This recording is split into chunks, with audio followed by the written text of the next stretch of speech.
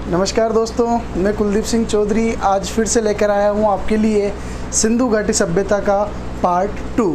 दोस्तों, कल हमने सिंधु घाटी सभ्यता का पार्ट 1 देखा था और उस पार्ट 1 के अंदर जो हमारा था वो सिंधु घाटी सभ्यता का सामान्य परिचय था, यानी कि उसका नामकरण, उसकी विशेषताएं, किस प्रकार से सिंधु घाटी सभ्यता में इसका विस्तार किस प्रकार हुआ, किस आकृति में सिंधु घाटी सभ्यता है, कितना इसका क्षेत्रफल है।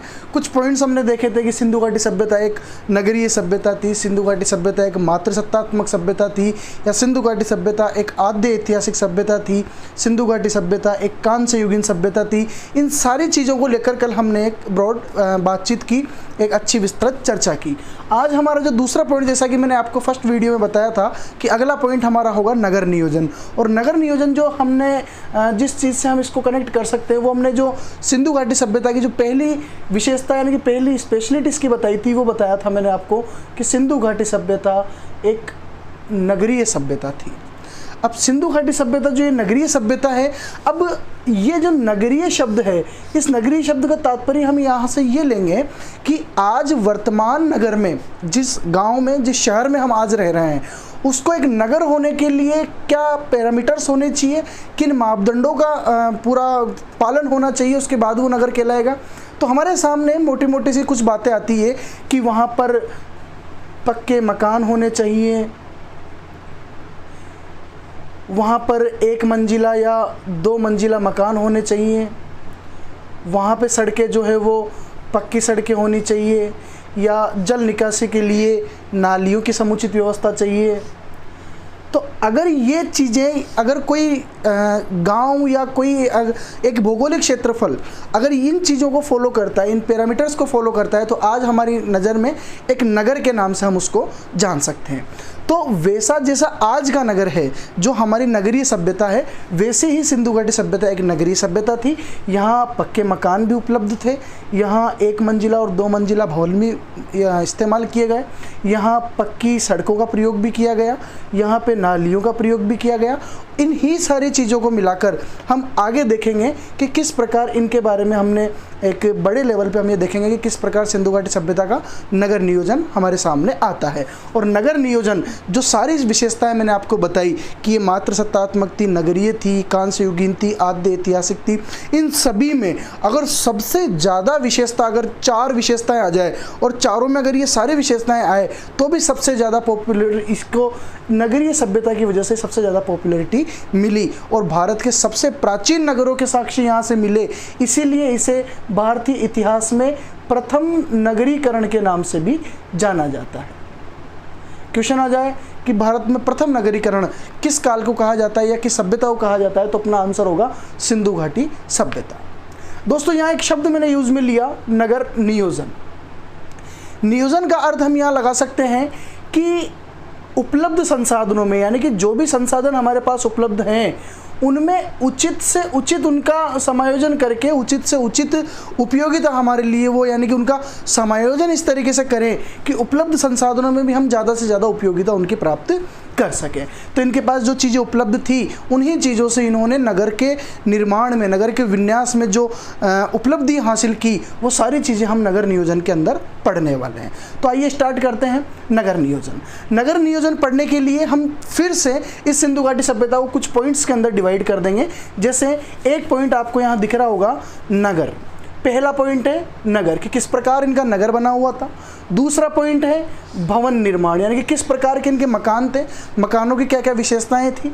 तीसरी है सड़कें, सड़कों की क्या स्थिति रही होगी सिंधु घाटी सभ्यता में, क्योंकि आज से लगभग 5-5.5 हज़ार साल पुरानी ये सभ्यता है, तो इनके पास क्या क्या चीज़ें यहाँ पे संसाधनों के रूप में उपलब्ध थी। तीसरा है जल निकास प्रणाली। ये एक ऐसा पॉइंट है जिसकी वजह से भी सिंधु घाटी सभ्यता अपने विशेषताओं के लिए, इसकी विशेषताओं के लिए भी सिंधु घाटी सभ्यता जानी गई, क्योंकि आज भी हम जहाँ रहते हैं वहाँ कई इलाके ऐसे हैं जहाँ पे जल निकासी की उत्तम व्यवस्था नहीं है। तो क्या एक जल निकासी की वजह से हमारे नगर को नगर नहीं कहा जाना चाहिए? तो ये सारी विशेषताओं के बारे में हम चर्चा करते हैं एक एक करके। सबसे पहला पॉइंट अपन लेंगे नगर। दोस्तों, सिंधु घाटी सभ्यता का जो नगर था वो सामान्यतः, जैसे अपना जो नगर होता है वो इस प्रकार का होता है। अगर अपन किसी कहीं नक्शा वगैरह देखते हैं तो नगर इस प्रकार का होता है। लेकिन सिंधुवासी जो थे, सिंधु सभ्यता में जो नगर मिले, जैसे हड़प्पा हुआ, मोहनजोदड़ो हुआ, ये जो कई सारे नगर मिले, उनमें अधिकांश नगर एक भाग में विभाजित नहीं थे, एक भी नगर नहीं था।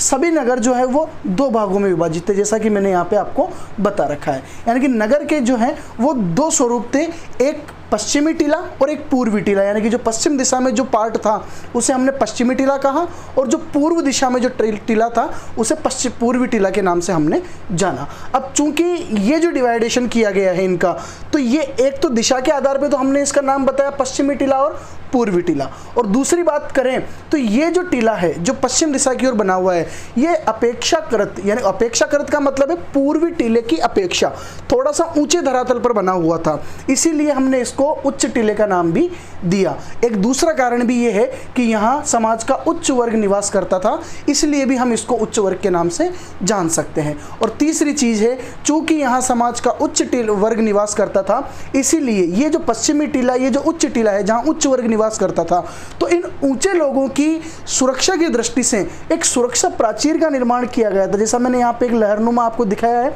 तो एक सुरक्षा प्राचीर पत्थरों की या ईंटों की बनाई जाती थी इन ऊंचे वर्ग के लोगों के उसके रक्षा के लिए। एक रक्षा प्राचीर का निर्माण किया जाता था, इसीलिए इस टीले को हमने दुर्ग टीले का नाम दिया।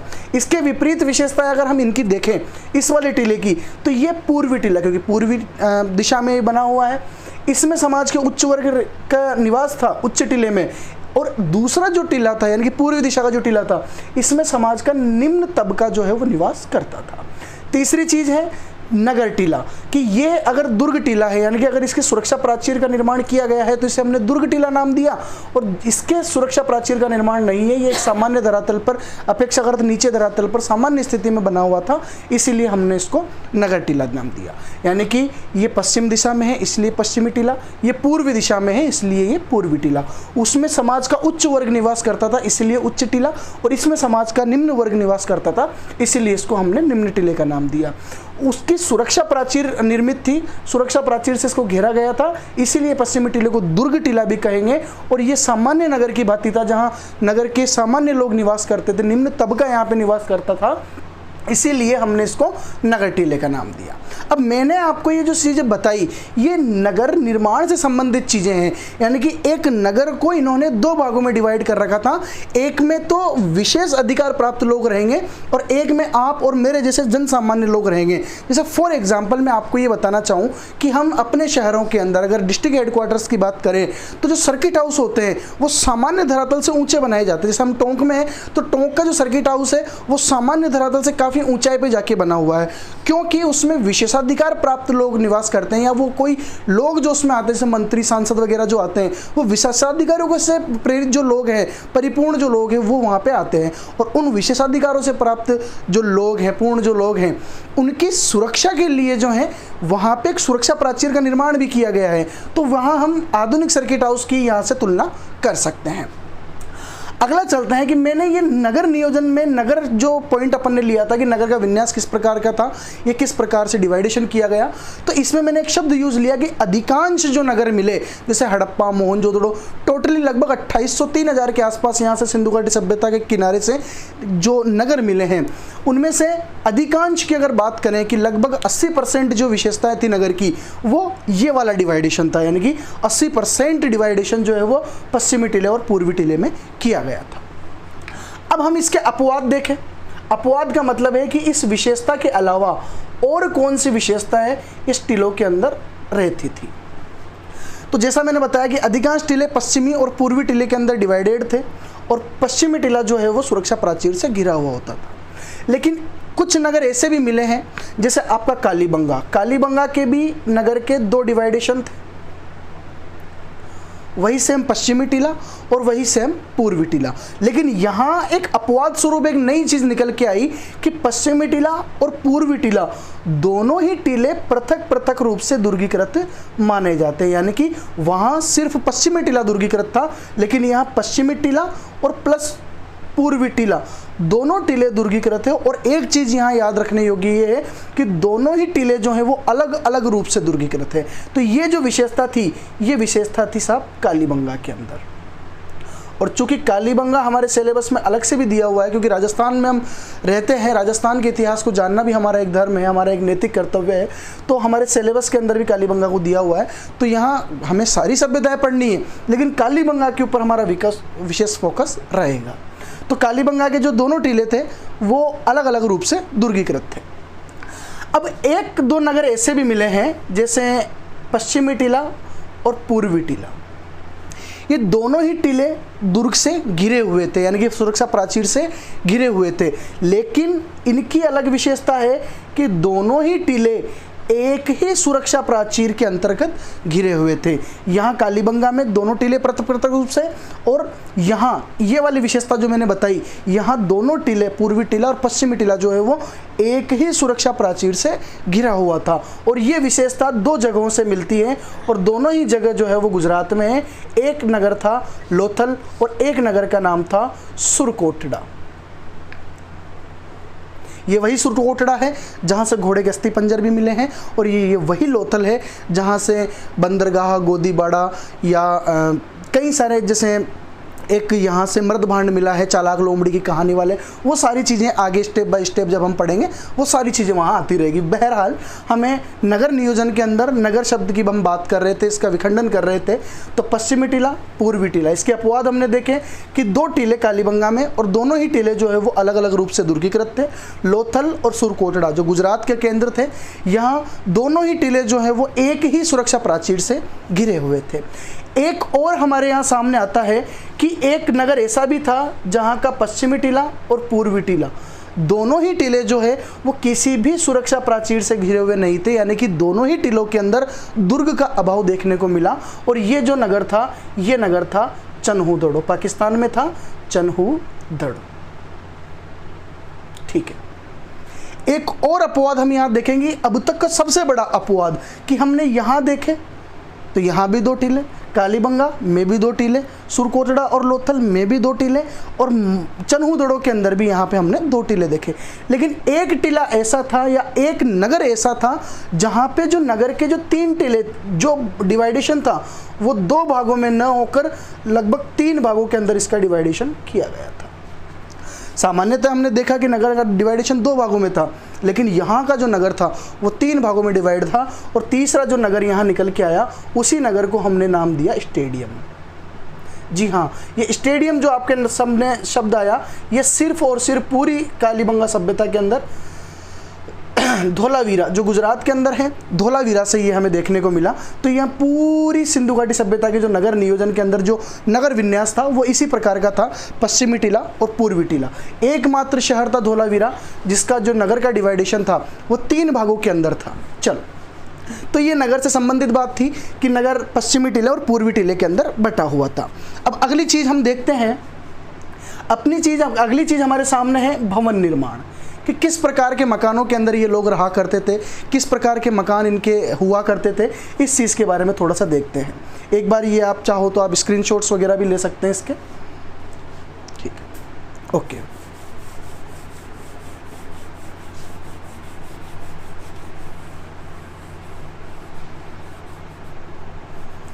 ठीक है, अगली चीज़ हमारे सामने आती है भवन निर्माण, कि किस प्रकार के मकानों के अंदर ये लोग रहा करते थे। तो पहली चीज़ तो सामान्य से मैं आपको ये बताऊं कि इनके जो मकान थे ये ईंटों के द्वारा बनाए जाते थे। सामान्यतः पक्की ईंटें काम में ली जाती थी, लेकिन कालीबंगा एक एकमात्र ऐसा स्रोत था, एक एकमात्र ऐसा स्थल था कालीबंगा जो हमारे हनुमानगढ़ में है। यहाँ से मकान के निर्माण के लिए कच्ची ईंटों का प्रयोग किया गया। ये हमारे एग्जाम्स की दृष्टि से इम्पोर्टेंट है, काफ़ी बार पूछा गया है। मकान जो है सामान्यतः एक मंजिला भी होते थे और मकान जो है वो दो मंजिला भी हुआ करते थे, यानी कि एक मंजिला, दो मंजिला, तीन मंजिला सामान्यतः इनके मकानों का निर्माण होता था। जहाँ पर भी दो मंजिला या तीन मंजिला मकान होते थे वहाँ नीचे वाला जो फ्लोर है वो गोदाम के रूप में काम में आता था, यानी कि अन्न भंडार के रूप में काम में आता था, और इन्हीं को हमने नाम दिया था अन्नागार। ठीक है, सामान्यतः एक मंजिला, दो मंजिला, तीन मंजिला मकान होते थे, और जहाँ दो मंजिला या तीन मंजिला मकान होते थे वहाँ नीचे वाला जो तल था वो गोदाम के रूप में काम में लिया जाता था। मकान का जो है वो आंगन के हिसाब से मकान बनाया जाता था, यानी कि पूरा मकान जो है वो आंगन से जुड़ा हुआ होता था। जैसे ही मकान के अंदर हम एंटर करते थे तो बीच में एक कुंड टाइप में, यानी कि एक स्विमिंग पूल टाइप का एक जो है वो जल का एक बड़ा सा इनके पास स्रोत होता था, और उसके चारों तरफ जो है वो कमरे बनाए जाते थे। जैसे आज वर्तमान में हमारे मकान के अंदर हम अगर एंटर करते हैं तो सबसे पहले तो हम एक टैंक बनाते हैं, और फिर टैंक के बाद पूरे मकान की विन्यास को हम जोड़ते हैं। तो यहाँ जो है वो सिंधु घाटी सभ्यता का जो मकान थे, उन मकानों के अंदर जैसे ही हम एंटर करें तो सबसे पहले तो वहाँ पे जो स्नानागार होंगे या वहाँ जल का काफ़ी महत्व था, इसलिए जल के कोई बड़े स्रोत वहाँ पे स्थल बनाए जाते थे, फिर उसके चारों तरफ वो बनाए जाते थे कमरे वगैरह। आज हमारे मकानों के अंदर क्या विशेषताएं होनी चाहिए? For example separate let bath होने चाहिए, इनके मकानों में भी थे। सेपरेट अलग से किचन होना चाहिए, इनके पास भी थे। हालांकि इनके मकानों के अंदर जो किचन थे, वो किचन्स के अंदर जो है वो धुआं बाहर निकालने के लिए चिमनियों का भी इन्होंने इस्तेमाल किया। कई सारे साक्ष्य यहाँ से मिलते हैं। तो यहाँ हम मकानों के निर्माण के अंदर सबसे मोटी और सबसे विशेष बात ये ध्यान रखेंगे कि मकान जो है वो ईंटों से बनाए जाते थे।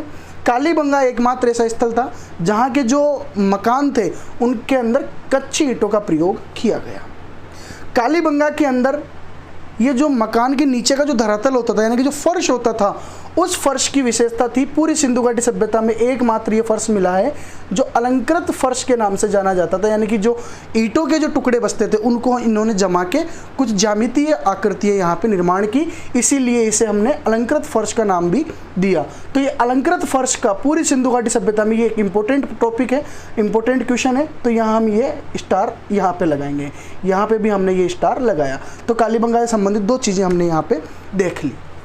अगली चीज़ कि मकान के जो दरवाजे थे, वो मकान के दरवाजे, जैसे मान लो ये एक मकान है, ये मुख्य सड़क है जो बाहर की साइड ये जा रही है। इस मकान का जो दरवाज़ा है वो दरवाज़ा मुख्य सड़क की ओर नहीं खुलता था, बल्कि अंदर या तो वो गली की ओर खुलता था या पीछे छोटी गली की ओर खुलता था। इसके कई सारे कारण हो सकते हैं। इसका पर्यावरणिक कारण भी हो सकता है कि ये लोग शोरगुल से बचने के लिए या वायु प्रदूषण से या ध्वनि प्रदूषण से बचने के लिए इनके मकानों को गली के अंदर खोलते थे, मुख्य सड़क की ओर नहीं खोलते थे।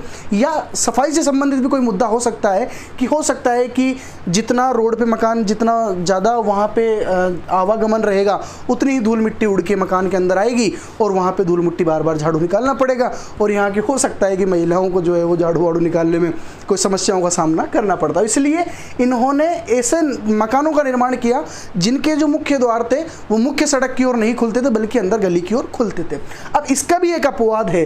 पूरी सिंधु घाटी सभ्यता में लोथल जो गुजरात में स्थित है, लोथल एकमात्र ऐसा स्थल था जिसके मकान मुख्य सड़क की ओर खुलते थे। बाकी पूरी सिंधु घाटी सभ्यता में जो मकान बने हुए हैं, चाहे वो मोहनजोदड़ो के हो, चाहे वो कालीबंगा के हो, चाहे वो धोलावीरा के हो, चाहे वो जूनीकरण के हो, चाहे मालवण के हो, कहीं के भी हो, वो सभी के जो दरवाजे थे अंदर गली की ओर खुलते थे, जबकि लोथल एकमात्र ऐसा स्थल था जिसके जो दरवाजे थे वो मुख्य सड़क की ओर खुलते थे। तो ये भवन निर्माण के अंदर इन्होंने देखा कि ईंटें थी, ईंटें कई प्रकार की ईंटें थी। एल आकृति की ईंटें भी थी, एल डिज़ाइन की ईंटें इस प्रकार की, और एल डिज़ाइन की ईंटों का प्रयोग ये मुख्यतः जो है वो मकान के कोने के अंदर किया जाता था। कोने की शेप देने के लिए एल डिज़ाइन की ईंट का प्रयोग किया जाता था। ईंट जो सामान्य ईंट होती थी वो 4:2:1 में होती थी, यानी कि लंबाई, चौड़ाई और उसकी मोटाई के आधार पर यह अनुपात निकाला गया। सबसे बड़ी ईंट जो है वो मोहनजोदड़ो से मिली है। वक्राकार ईंटों का प्रयोग भी इन्होंने किया। वक्राकार का मतलब है इस डिज़ाइन की ईंट थोड़ी सी मुड़ी हुई, और वक्राकार ईंटों का जो प्रयोग किया गया स्पेशली कुओं के निर्माण में गोल आकृति देने के लिए इन्होंने वक्राकार ईंटों का प्रयोग किया। और वक्राकार ईंटों के जो प्रमाण हैं वो चन्हूदड़ों से मिलते हैं। ये सारी चीज़ें हम आगे एक बार और से क्लियर करेंगे। तो उम्मीद करता हूँ कि नगर नियोजन के अंदर नगर के बाद भवन निर्माण जो हमने देखा वो आपके समझ में आया होगा। फिर से मैं एक बार बताता हूँ कि मकान जो है वो सामान्यतः पक्की ईंटों से बनाए जाते थे, लेकिन कालीबंगा एकमात्र ऐसा स्थल था जहां कच्ची ईंटों का प्रयोग किया गया। और कालीबंगा की जो फर्श थी उसके अंदर जो है वो कुछ डिजाइन्स बनाई गई ईंटों को जमा के, पक्की ईंटों को जमा के, इसीलिए वहाँ पे अलंकृत फर्श के प्रमाण पूरी सिंधु घाटी सभ्यता में ये अपनी एक खुदरंग खूबी है, यानी कि कालीबंगा के अलावा ये विशेषता कहीं भी नहीं मिलती है। मकान जो है वो सामान्यतः 1 मंजिला या 2 मंजिला होते थे। जहाँ 1 से ज़्यादा मंजिल होती थी वहाँ जो नीचे वाला तल यानी कि ग्राउंड फ्लोर जो होता था उसमें अन्नागार के रूप में यानी कि गोदाम के रूप में वहाँ पे वो यूज़ करते थे, यानी कि अनाज वगैरह भरने के काम में लेते थे। ठीक है, अगली चीज़ हम देखें सड़कें। सड़कें एक ज़रूरी पॉइंट हो जाता है, क्योंकि नगर नियोजन अगर हम देख रहे हैं तो नगर नियोजन में सड़क एक थोड़ा इम्पोर्टेंस अपने आप में रखता है। सड़कें जो हैं इनके बारे में विशेषता कई सारी जगह पे लिखा हुआ है। तो सड़कें जो हैं वो एक दूसरे को समकोण पर काटती थी। ये चीज़ हम बार बार पढ़ते हैं लेकिन समझ नहीं पाते। इसके बारे में देखेंगे क्या सिस्टम है इनका। ये एक मुख्य सड़क होती थी किसी भी नगर के अंदर, और इस मुख्य सड़क पर जो है वो कई सारी छोटी छोटी सड़कें आके एक दूसरे को काटती। जैसे एक सड़क ये हो गई, फिर एक सड़क आएगी वो एक सड़क इस प्रकार फिर काटेगी, फिर छोटी सड़क आएगी वो फिर इस तरीके से काटेगी, फिर ये सड़क आएगी फिर वो इस तरीके से काटेगी। और ये मुख्य सड़क को छोटी छोटी गलियाँ, छोटी छोटी सड़कें जो है वो काटती थी। और ये तो मुख्य सड़क थी, अंदर गलियों की भी ये विशेषता थी। अब ये मुख्य सड़क ये थी, इस मुख्य सड़क को छोटे छोटे सड़कों ने काटा, और अंदर गलियों के अंदर भी सड़कें जो है वो एक दूसरे से समकोण पर काट रहे। समकोण यानी कि ये बिल्कुल 90 डिग्री का एंगल इस जगह पे हम देख रहे हैं कि ये बन रहा है। इससे क्या हो रहा है कि इससे नगर जो है, ये पूरा जो नगर है, ये नगर 2 खंडों में विभाजित हो रहा है। एक खंड आयताकार खंड, आप ये वाला खंड देख रहे होंगे, ये एक तो आयताकार ब्लॉक बन रहा है और एक जो है वो वर्गाकार ब्लॉक बन रहा है। तो सड़कें आपस में समकोण पर काटती थी। इसके परिणाम स्वरूप पूरा जो नगर है वो आयताकार और वर्गाकार खंडों के अंदर विभाजित हो जाता था। तो ये सड़कों की यहाँ पे विशेषताएं थी। और ये जो आप देख रहे हैं एक जो पैटर्न यहाँ पे बना, इस पैटर्न को ही हम जाल पद्धति कह सकते हैं, क्योंकि एक नेट की तरह, एक जाल की तरह दिख रहा है, तो इसी को हम नाम दे सकते हैं जाल पद्धति।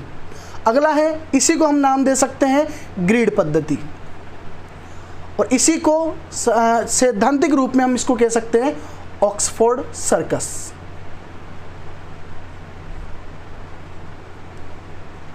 तो सड़कें जो सिंधु घाटी सभ्यता का एक महत्वपूर्ण पहलू है, इसके बारे में हम यहाँ पे ये छोटी सी एक नॉलेज हमारे सामने होनी चाहिए। सड़कें और मकानों के अंदर अगर हम अंतर संबंध देखें तो मुख्य सड़क की ओर दरवाज़ा कभी नहीं खुलता था। एकमात्र लोथल एक ऐसा जगह, एक ऐसा स्थल था जहाँ के जो मकान थे उनके मुख्य द्वार जो है वो मुख्य सड़क की ओर खुलते थे। अगली चीज़ देखें, जल निकास प्रणाली। एक नगर के लिए सबसे ज़्यादा अगर इम्पोर्टेंस कोई चीज़ रखती है तो वहाँ का जो ड्रेनेज सिस्टम है, यानी कि मकानों के गंदे पानी को बाहर किस प्रकार निकाला जाए। अगर ये इस पर किसी सभ्यता ने, किसी सिविलाइजेशन में, किसी संस्कृति ने अगर काम किया तो सबसे अच्छा अपने सामने एक उदाहरण है सिंधु घाटी सभ्यता। क्योंकि सभी सभ्यता स्थल जो है वो किसी न किसी नदी के किनारे पे थे, और नदियों के अंदर साल में 1 बार या 2 बार बाढ़ आना निश्चित होता था। नदियाँ कभी अपने मार्ग परिवर्तन कर लेती थी, या मकान अगर बाहरी तरीके से नहीं देखे तो मकान के अंदर भी जो है वो अगर गंदा पानी है तो उसको किस प्रकार बाहर निकाला जा सकता है। तो यहाँ पे मकान से गंदा पानी बाहर निकालने के लिए स्पेशली नालियों का प्रयोग किया गया था, नालियों का प्रयोग। और नालियाँ जो है वो ईंटों से बनाई जाती थी, और मकानों के यहाँ से छोटी छोटी नालियाँ मिलके एक बड़े गड्ढे के अंदर आके यहाँ पे एक बड़ी नाली के अंदर ये नालियाँ छोटी छोटी मिल जाती थी। इन नालियों के बीच में जिस प्रकार आज का सीवरेज सिस्टम है उसकी तरह यहाँ बीच में एक बड़ी बड़ी मोरियाँ भी बनाई जाती थी, ताकि कोई कचरा वगैरह इसके अंदर फंस जाए तो इसको यहाँ पे आसानी से निकाला जा सके। यानी कि बीच के अंदर ब्लॉक्स या पॉइंट्स छोड़ दिए जाते थे नालियों के बीच में। तो यहाँ नालियाँ, छोटी छोटी नालियाँ आपस में आके एक बड़ी नाली से मिलती थी, और वो बड़ी नाली जो है वो गाँव के बाहर इस पूरे मलबे को, पूरे कचरे को लेके एक साथ में निकल जाती थी। अब यहाँ पे एक सवाल आता है कि सबसे इंपॉर्टेंट चीज अगर नगर नियोजन में ये जल निकासी प्रणाली के अंदर देखी जाए तो ऐसी कौन सी सभ्यता है जहां नालियों के अंदर लकड़ी की नालियां फेमस रही।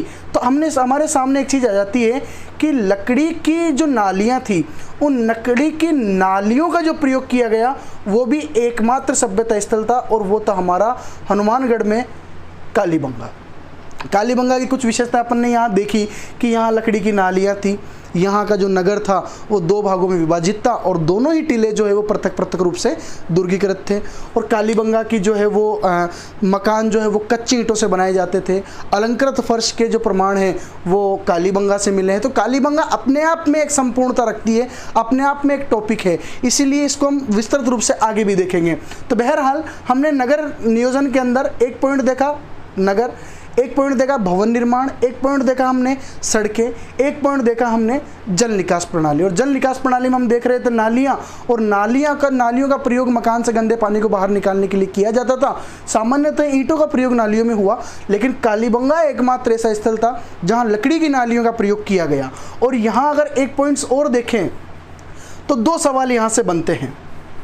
एक तो कालीबंगा वाला जहाँ से ये लकड़ी की नालियों का प्रयोग मिला, और 2 सवाल यहाँ पूछे गए हैं। एक ये है कि सबसे उत्तम जल निकास प्रणाली किस शहर की थी। ये एक बार एग्जाम्स के अंदर ये क्वेश्चन काफ़ी बार पूछा गया है। तो सबसे उत्तम जल निकास प्रणाली की अगर बात करें तो वो है गुजरात में धोलावीरा। सबसे उत्तम जल निकास प्रणाली की विशेषता की अगर हम देखें तो यहाँ से इस उत्तम जल निकास प्रणाली के रूप में इन्होंने क्या किया कि यहाँ पे 16 जलाशयों के प्रमाण मिले। 16 जलाशय इन्होंने क्या किया कि इस तरीके से अपने नगर के बाहर जलाशयों का निर्माण किया कि अगर नदी के अंदर उफान भी आता है तो पहले एक जलाशय भरेगा, फिर दूसरा, फिर तीसरा, इस तरीके से जब तक 16 जलाशयों के अंदर पानी आएगा नदी उफान पे आने के बाद, तब तक तो या तो नदी वापस अपना मार्ग परिवर्तन कर लेगी, या तो बाढ़ वापस से टूट के चली जाएगी, या तब तक कोई ना कोई जो है वो आपातकाल के हिसाब से ये कहीं ना कहीं पलायन कर लेंगे या अपना प्रवजन करके ये लोग चले जाएंगे। तो यहाँ धोलावीरा की जो पूरी जो ड्रेनेज जो सिस्टम था, धोलावीरा का जो जल निकास प्रणाली थी, वो पूरी सिंधु घाटी सभ्यता में सबसे उत्तम जल निकास प्रणाली मानी जाती है। इसीलिए धोलावीरा काफ़ी इंपॉर्टेंट टॉपिक यहाँ पे बन जाता है। क्वेश्चन पूछा गया है सबसे उत्तम जल निकास प्रणाली, तो हमारे सामने एक ही ऑप्शन होगा धोलावीरा। और उसका भी कारण ये रहा कि यहाँ पे कितने जलाशयों के प्रमाण मिले, यहाँ से 16 जलाशयों के प्रमाण मिले।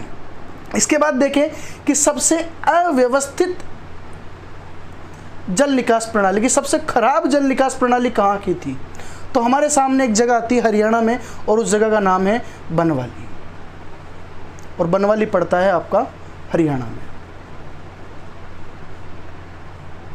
तो ये नालियों की विशेषता, लकड़ी की नालियाँ कालीबंगा से, सबसे उत्तम जल निकास प्रणाली धोलावीरा से, और सबसे अव्यवस्थित जल निकास प्रणाली वो होगी आपकी बनवाली से। तो हमने सिंधु घाटी सभ्यता से संबंधित आज हमारा जो दूसरा वीडियो था उसमें नगर नियोजन देखा।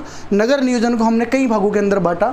जैसे एक नगर कितने भागों में विभाजित था, नगर 2 भागों में विभाजित था, पश्चिमी टीला और पूर्वी टीला। दूसरा है भवन निर्माण, कि मकानों का निर्माण किस प्रकार किया जाता था, कितने मंजिला मकान होते थे, किस तरीके से ईंटें लगाई जाती थी। या अगली चीज़ है सड़कें किस प्रकार की होती थी, सड़कें आपस में एक दूसरे को समकोण पर काटती थी, जिससे नगर का जो विभाजन था वो आयताकार और वर्गाकार खंडों के अंदर हो जाता था। अगली चीज़ थी जल निकास प्रणाली, और जल निकास प्रणाली के अंदर हमने देखा कि सामान्यतः ईंटों की नालियों का प्रयोग किया गया, लेकिन कालीबंगा एकमात्र ऐसा स्थल है जहां से लकड़ी की नालियों का प्रयोग हमें देखने को मिलता है। सबसे उत्तम जल निकास प्रणाली की अगर बात की जाए तो वो धोलावीरा की थी, और सबसे अव्यवस्थित जल निकास प्रणाली की अगर बात की जाए तो वो बनवाली की थी, और बनवाली मिलता है हमें हरियाणा का एक स्थल के रूप में। तो ये आज का हमारा जो वीडियो है, ये उम्मीद करते हैं कि आपको पसंद आया होगा। चैनल को ज़्यादा से ज़्यादा लाइक करें, ज़्यादा से ज़्यादा सब्सक्राइब करें। आपकी शुभ मंगल कामनाओं के साथ शुभ रात्रि।